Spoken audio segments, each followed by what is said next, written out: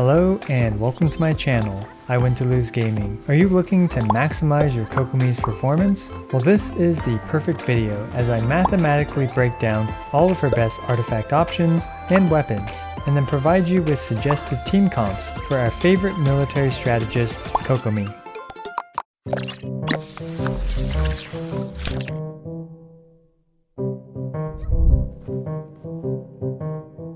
Today, we'll be doing a guide on Kokomi, and it's a bit different style than my usual videos, which are scripted. This one won't be. So starting off with her talents, we're going to go through these pretty quickly, but her normal attack has 3 parts. In case you're not aware, she has this ability called Flawless Strategy. Basically, it gives her negative 100% crit rate and gives her 25% healing bonus. And in a way, it actually is a flawless strategy because if you rely on crits, as long as you are under 100% crit, which most of the time you are, it could not crit and it could thus not work. So in a way, this ability is surprisingly aptly named. And next, she decreases swimming stamina by 20%. That's honestly one of the worst exploration passives in the game, but you know, it is what it is. And it's funny because this has counter synergy to her burst, which makes it so she doesn't have to swim because she can walk on water for 10 seconds. The next passive is that when she uses her burst, it refreshes the duration of her E. So here we have a jellyfish, and at around, anytime you use her burst, it will refresh its duration back up to about 12 seconds. So using my burst, now instead of expiring in 12 seconds, the jellyfish is now still on the field. And we can see that it's lasting for quite a while. And 12 seconds later, it is gone as well. Okay, so the next thing to talk about is her burst. So her burst dons the veil thing for 10 seconds, has an 18-second cooldown, 70 energy cost, but most importantly, it provides HP scaling to your normal attacks. And what this means is that here it says that the skill damage, which is the initial cast of the burst, has 16.7% max HP scaling. So if Kokomi has, let's say, 10,000 hit points, this will add 16.7% of her hit points as flat damage. And what that means is that this will do 1,670 damage if she were to have 10,000 hit points, but that is multiplied by various other multipliers, not by crit, obviously, since she cannot crit, but it is, well, okay, she can crit, but not by crit because she usually doesn't crit, but instead is multiplied by damage bonuses such as Hydra damage, as well as resistance, shred, and defense down, right? So those are the things that affect it, as well as vaporize too. It's also important to note that both the normal attack and the jellyfish have attack percent scaling as well. So this one does 95.7% of her attack as well as skill damage. So if we break this down, and I'll have this edited onto the screen, we can see where Kokomi's damage is coming from. During her burst, her normal attack 1, which does around 6,900 for my Kokomi. Of course, there's rounding issues and blah, blah, blah with, the math and Genshin impact. But anyway, you can see here that the damage from her attack is 862 damage, while the damage from her HP is 6,100 damage. So the lion's share of Kokomi's damage from her normal attacks is not from attack scaling, but it is from HP scaling, and this is to no one's surprise if you have looked at her kit. And the next thing to also note is that this passive gives 15% of her healing bonus as the same thing as this. So what that means is that, let's say Kokomi has 100% healing bonus as a stat. That means that 15% of that 100% is added as flat HP percent scaling. So right now we can see that my Kokomi has 7.7% max HP scaling. If we had 100% healing bonus on Kokomi, that means that she would have 22.7% scaling on her normal attack as flat HP. That's actually really big because it's just, obviously in that situation it would basically triple her HP scaling for her normal attacks. But you generally don't get that much healing bonus. You generally get about 73.9% healing bonus with various builds. An important thing to note about healing bonus is that if we look at her stat page, we have healing bonus and incoming healing bonus. So only this stat here, healing bonus, is actually accounted for in that passive. Let's take a look at her artifact choices. If we look at this chart, we can see that the 2-piece Heart of Depth would increase a Kokomi with no artifact sets by 9%. And we can see that a 4-piece set bonus will increase that by 26%. But unfortunately, in my opinion, the 4-piece set bonus is rather restrictive. Oftentimes, Kokomi will drop her jellyfish, and then she'll swap out, let her teammates do stuff, and then she'll swap back in, and then use her burst. And unless you wait 20 more seconds, you are likely going to get very limited benefits from the 15-second duration.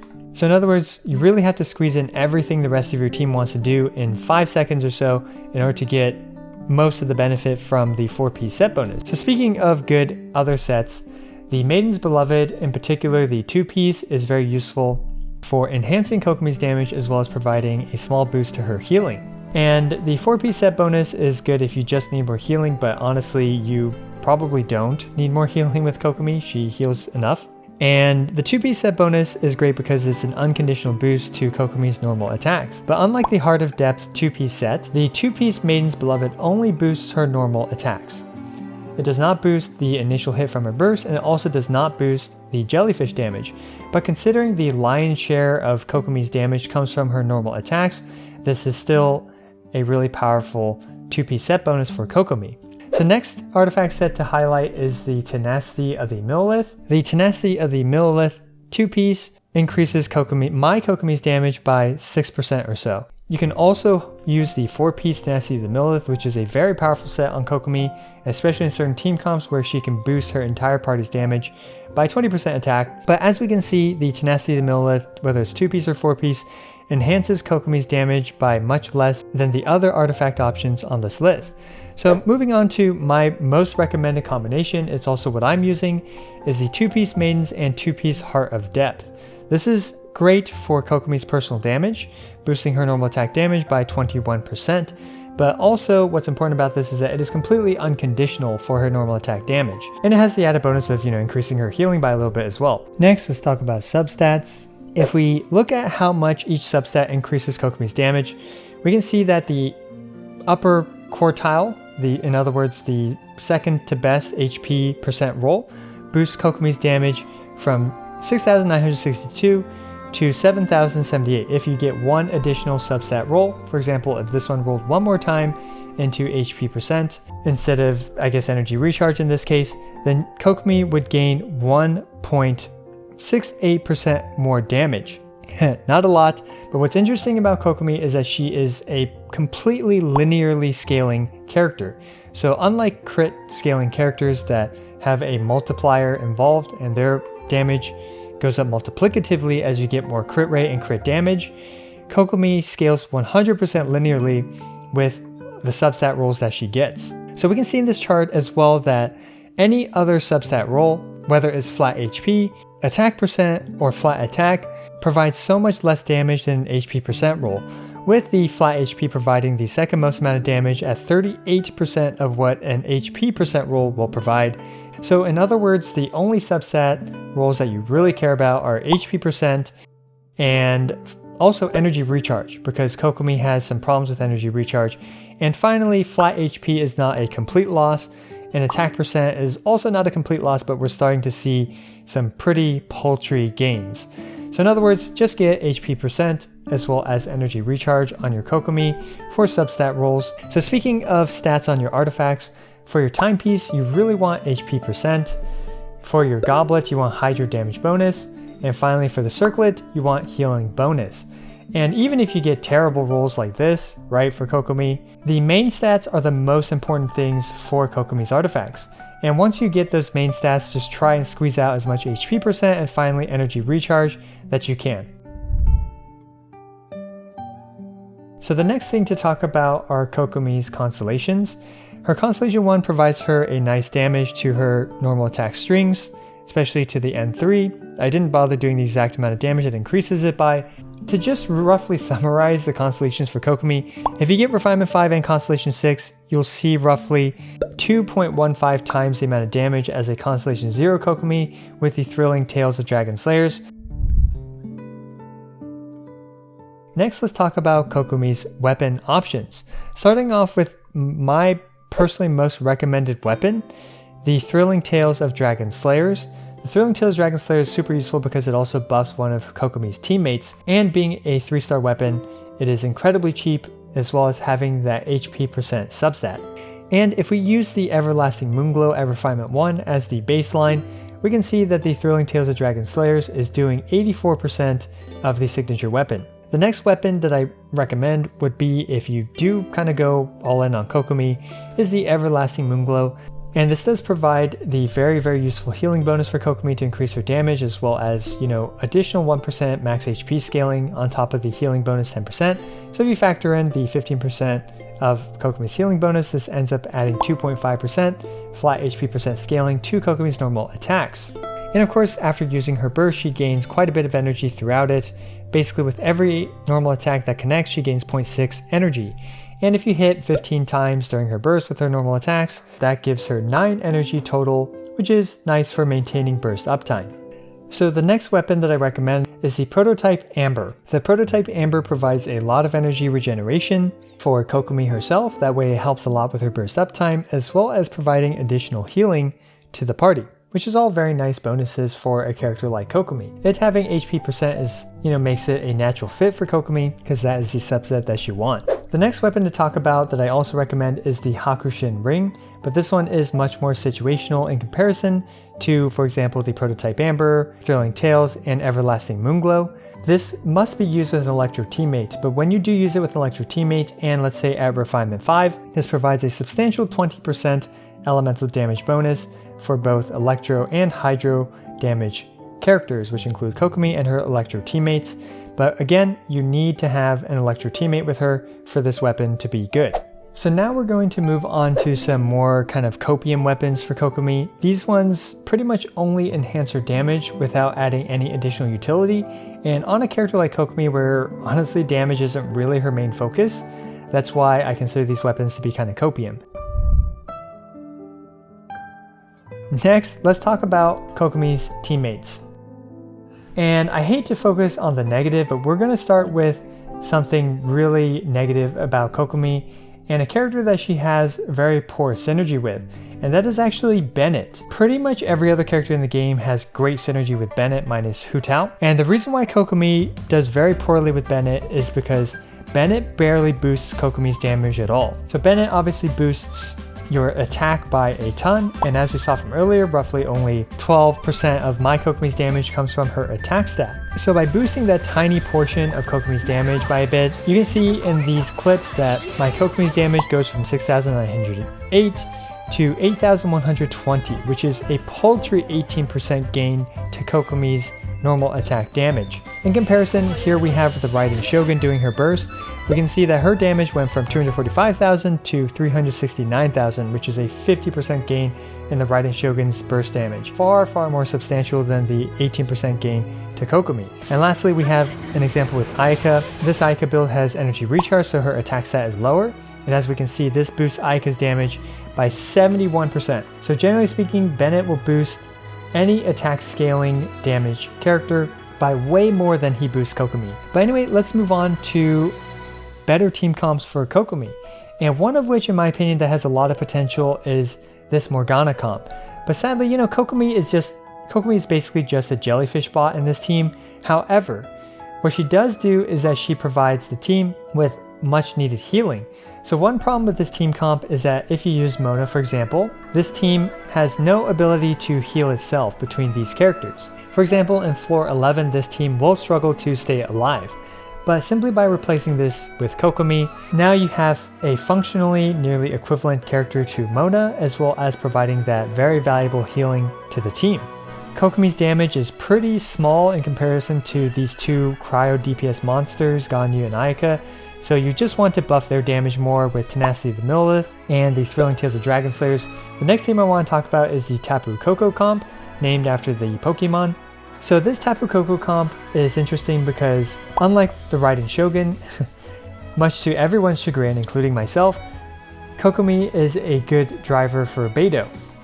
And this comp is pretty powerful against, let's say, 2 or 3 targets because of the way that Beidou works. But do keep in mind that this comp really suffers against a single target. Now you do have Fischl, right, to help compensate for that a little bit. But overall, Beidou becomes, does literally 20% or so of the damage that she usually does against a single target in comparison to 2 targets. Instead, the composition that I recommend currently for the current meta is this one with Xingqiu. Because, you know, generally speaking, a character like Kazuha or even Sucrose or Venti will dumpster any group of monsters because they will proc double swirl thanks to the Electro and Hydro staying on the enemies. You will gain a lot more from the increased single target damage of a character like Xingqiu and Fischl. In particular, Xingqiu also enhances Kokomi's damage if you have Constellation 2, which decreases the Hydro resistance of enemies by 15%. So this boosts both Xingqiu's and Kokomi's damage by a noticeable amount. And finally, both Kokomi and Xingqiu provide each other with much needed Hydro particles. That way both of them have much better burst uptime when they are working together versus when they are apart. Now next for Kazuha. Kazuha is the single best damage amplifier in the game for Kokomi, especially with the Freedom Sword, but even without it, he provides both of the highest damaging multipliers to Kokomi. So yes, Kazuha is the single best damage amplifier for Kokomi, as well as incidentally Xingqiu. Because Kazuha boosts the entire team's damage, whether they are on field or off field, Xingqiu's non-snapshotting burst that's also off field will gain the most damage from Kazuha, so both these two characters benefit the most from Kazuha buffing them. Now the fourth slot is kind of a wild card, but I like using Fischl because everyone probably has Fischl and many of you guys have a Constellation 6 Fischl, which pairs up really well both with Electro Charge as well as with her Constellation 6, right? Pairs well with Kokomi's fast attack speed. And finally, if you're using either the Hakushin Ring or the Thrilling Tales of Dragon Slayers, you can use it to quickly buff Fischl's damage on her Oz. So overall, this team has a lot of great synergy in between all of them, and personally this is my most recommended team for Kokomi as of today's meta.